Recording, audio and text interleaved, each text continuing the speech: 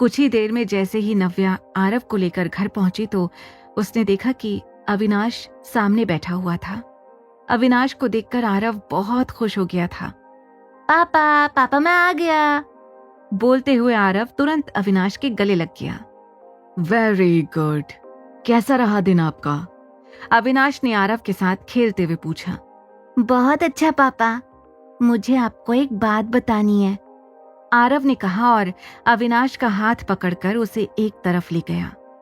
अरे ऐसी क्या बात है आरव बेटा? अविनाश ने मुस्कुराते हुए पूछा। आपको पता है आज हम लोग लेट क्यों हुए?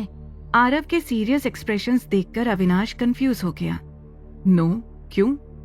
आज मम्मा की कंपनी में कोई आया था, वो अच्छी नहीं है, वो बैड पर्सन मम्मा के साथ ग्लू लगाकर चिपके हुए थे, आरव ने हल्के गुस्से में कहा।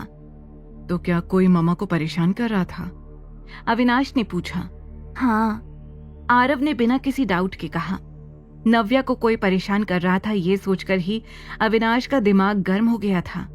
उसने तुरंत पूछा, कौन है वो आरव? तुम जानते हो उसे? तुम्हें नाम पता है उसका? ये सुनकर आरव शांत हो गया। उसने सोचकर कहा, मम्मा के बॉस, वो बिल्कुल अच्छे नहीं है। मम्मा इतनी बिजी रहती है, उसके बाद भी वो मम्मा को और काम देना चाहते हैं। वो कह रहे थे कि मम्मा को अब एक और अंकल को ट्रेन करना पड़ेगा। He is a bad boss, I don't like him.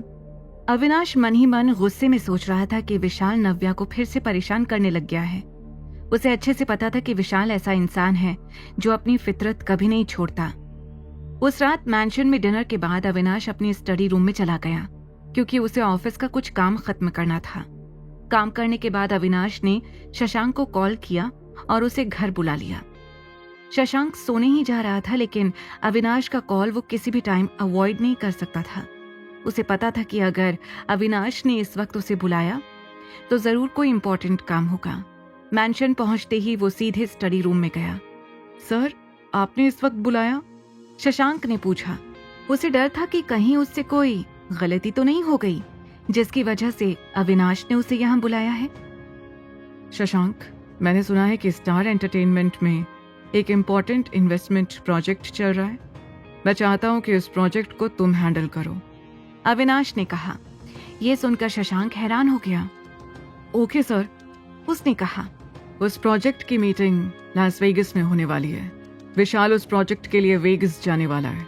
तुम्हें ये कोशिश करनी है कि विशाल कम से कम 1 महीने के लिए यहाँ से दूर रहे।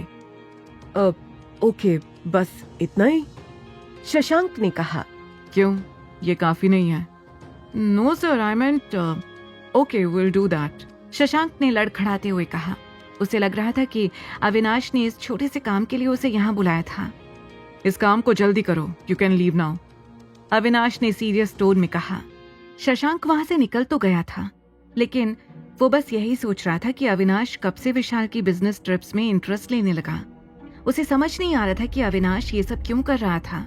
शशांक ने तुरंत विशाल की बिजनेस ट्रिप अरेंज करनी शुरू कर दी। अगली सुबह नव्या ऑफिस जाने के लिए कुछ खास खुश नहीं थी। उससे ऑफिस में अब विशाल और नहीं झेला जा रहा था।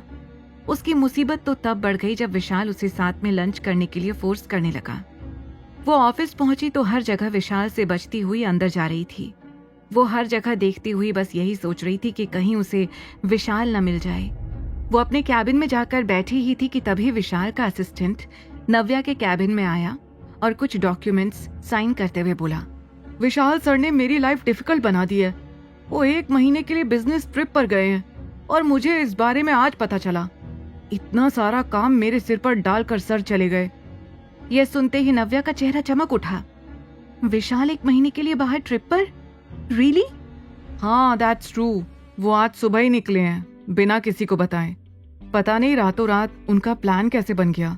आगे की कहानी जानने के लिए देखें अगला एपिसोड सिर्फ पॉकेट FM के YouTube चैनल पर और द रिटर्न के सारे एपिसोड्स को सुनने के लिए डिस्क्रिप्शन में दी लिंक से डाउनलोड करें पॉकेट FM ऐप।